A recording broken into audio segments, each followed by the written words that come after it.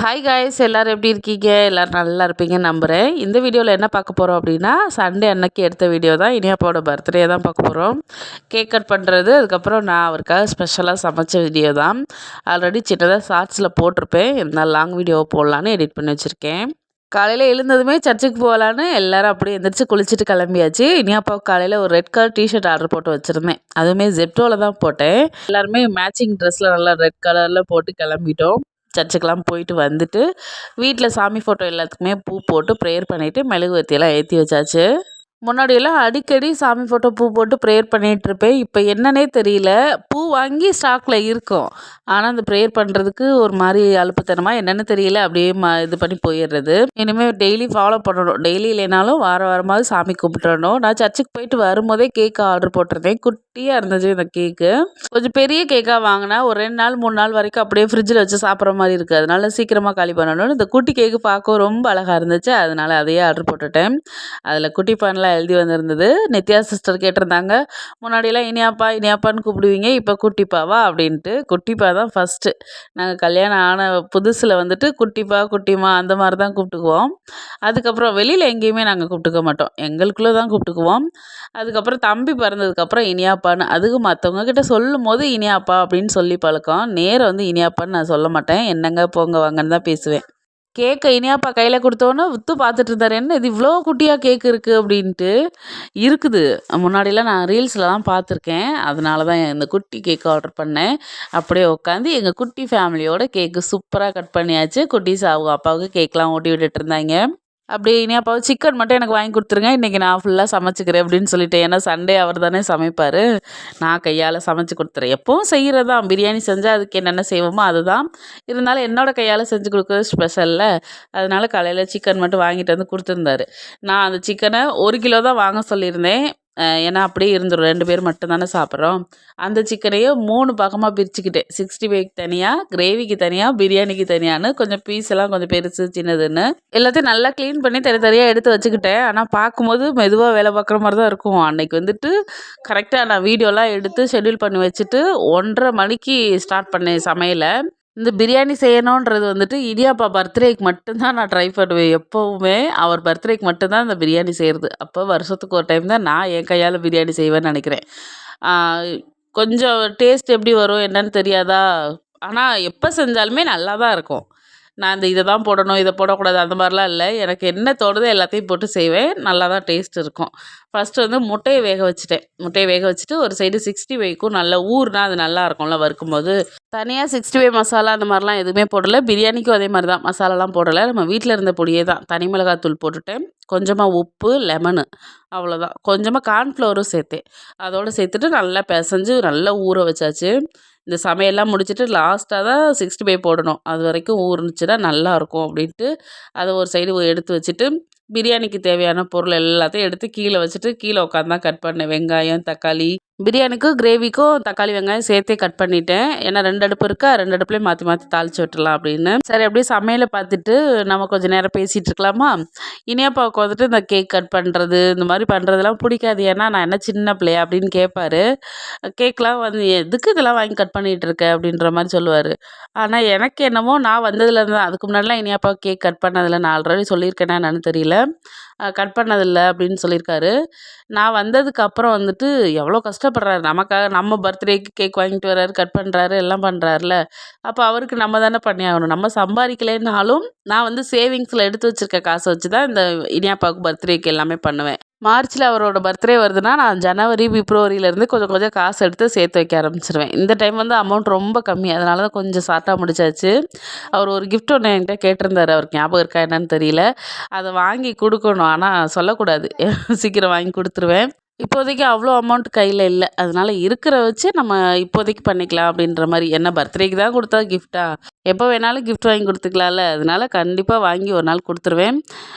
இப்போதைக்கு ரேட் அதிகமாக இருக்கிறதுனால என்னால் வாங்க முடியல. அவ்வளோ அமௌண்ட் என்கிட்ட இல்லை. கண்டிப்பாக ஒரு நாள் கொடுப்பேன். நீங்களும் வீடியோவில் பார்ப்பீங்க.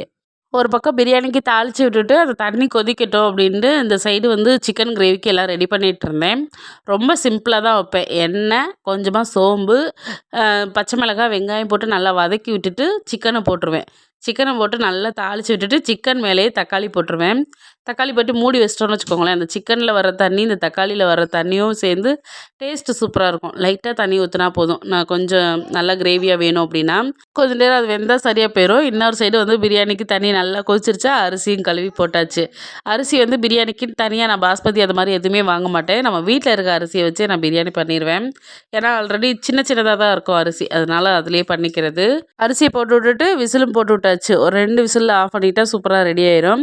அது போட்டு விட்ட உடனே ஆனியன் ரைத்தாவுக்கு எல்லாம் ரெடி பண்ணிட்டேன். கொஞ்சமாக தான் பண்ணியிருந்தேன், எங்களுக்கு சீக்கிரமாக சளி பிடிச்சிருமா, அதனால் ரைத்தா கொஞ்சமாக தான் பண்ணியிருந்தேன். சிக்கன் கிரேவி சூப்பராக ரெடியாக இருந்துச்சு. ஒரு சைடு 65 பொரிச்சிடலான்ட்டு உடனே அடுப்பு அன்னைக்கு வந்து ஹீட்டாக இருந்துச்சு. அந்த கண்ணாடியே அவ்வளோ ஹீட்டாக இருந்தது. ஏன்னா உடனே உடனே வச்சுட்டே இருந்தேன்னா 1 மணி நேரமா அடுப்பு எரிஞ்சுக்கிட்டே இருக்குது. அதோட அப்புறம் ஒரு சைடு வந்து 65மே போட்டு எடுத்துட்டேன். எதுவுமே இந்த மசாலாலாம் பிரிஞ்சு வராமல் நல்லா தான் வந்துருந்துச்சு. கலரும் சூப்பராக இருந்துச்சு, நல்லா ரெட் கலரில் பார்க்கும்போதே தெரியும். 65 பொரிச்சு எடுத்தோடனே எனக்கு இருந்த ஒரே ஆர்வம் விசில் ஓப்பன் பண்ணி பிரியாணி எப்படி இருக்குன்னு பார்க்கணும். அடி பிடிச்சிருக்கா, சாப்பாடு குழையாமல் வந்திருக்கான்ட்டு ஓப்பன் பண்ணி பார்த்தேன். நல்ல உதிரி உதிரியாக சூப்பராக இருந்துச்சு. அடி பிடிக்கலாம் இல்லை. கொஞ்சமாக நெய் மட்டும் மிக்ஸ் பண்ணிவிட்டு அப்படியே சாப்பாடு எடுத்துகிட்டு போய் ஹாலில் உட்காந்து சாப்பிட்றதுக்கு முடியல. ஏன்னா பயங்கர ஹீட்டாக இருந்துச்சு. ஃபேனும் ரொம்ப ஸ்லோவாக ஓடுமா, அதனால் பெட்ரூம் போயிட்டோம். அன்னைக்கு நம்ம வீட்டில் என்ன ஸ்பெஷல் அப்படின்னா பிரியாணி, ஆனியன் ரைத்தா, சிக்கன் 65, அதுக்கப்புறம் முட்டை, சிக்கன் கிரேவி. பிரியாணி வச்சுட்டாலே இந்த ஐட்டம் எல்லாமே இருக்கும். எல்லார் வீட்லேயும் பண்ணுறது தான். அப்படியே எல்லோரும் ஒன்றா உட்காந்து சாப்பிட்டோம். இந்த மாதிரி ஒன்றா உட்காந்து சாப்பிட்றது எனக்கு ரொம்ப பிடிக்கும். ஏன்னா இனியாப்பா வேலைக்கு போயிட்டாங்கன்னா எல்லோரும் தனித்தனியாக தானே அந்த 2 வேளையும் சாப்பிடுவோம். வீட்டுக்கு வராங்க அப்படின்னா அது நைட்டு எவ்வளோ லேட் ஆனாலும் வெயிட் பண்ணுவோம், அவர் வந்ததுக்கப்புறம் சாப்பிட்டுக்கலாம் அப்படின்ட்டு. ஒன்றா உட்காந்து சாப்பிடும்போது கொஞ்சம் அதிகமாகவும் சாப்பிடுவோம், நல்லா பேசிக்கிட்டே உட்காந்து சாப்பிட்றதுக்கும் நல்லாயிருக்கும். அதனால தான் அப்படி ஆசைப்படுறது. மதியம் நல்லா சாப்பிட்டுட்டு கொஞ்ச நேரம் நல்லா தூங்கிட்டு சாயந்தரம் எழுந்திரிச்சு பால் கொழுக்கட்டை தான் செய்கிறதுக்கு எல்லாம் ரெடி பண்ணிகிட்டு இருந்தேன். பால் கொழுக்கட்டை வந்து குட்டீஸுக்கும் இனியாப்பாவுக்கும் ரொம்ப பிடிக்கும். அதனால அதான் ரெடி பண்ணிகிட்டு இருந்தேன். அதுபோல் ஸ்வீட்டில் அது கொஞ்சம் ஈஸியானதும், அதனால ரெடி பண்ணிகிட்டு இருந்தேன். இந்த பால் கொழுக்கட்டை நிறையா டைம் செஞ்சுருக்கேன். ஆனால் அளவே எனக்கு தெரியாது. நான் பாட்டுக்கு மாவு அதிகமாக போட்டுருவேன், இல்லைன்னா தண்ணி அதிகமாக ஊற்றி விட்ருவேன். இந்த மாதிரி அளவே தெரியாமல் தான் செஞ்சுக்கிட்டு இருப்பேன். அப்புறம் உட்காந்து அதுக்கேற்ற மாதிரி எதுனா பண்ணி ஆல்ட்ரு பண்ணிக்கிட்டு இருப்பேன். எப்போவும் செய்கிறதுக்கு முன்னாடி ஒரு டைம் வீடியோவை பார்த்துருவேன். பார்த்தாலும் இந்த மாதிரி எனக்கு சொதப்போம். இந்த டைம் வீடியோ பார்க்கும்போது வந்துட்டு நான் எப்போவும் மாவு போட்டுட்டு அதில் தான் சுடு தண்ணி போட்டு மிக்ஸ் பண்ணுவேன்.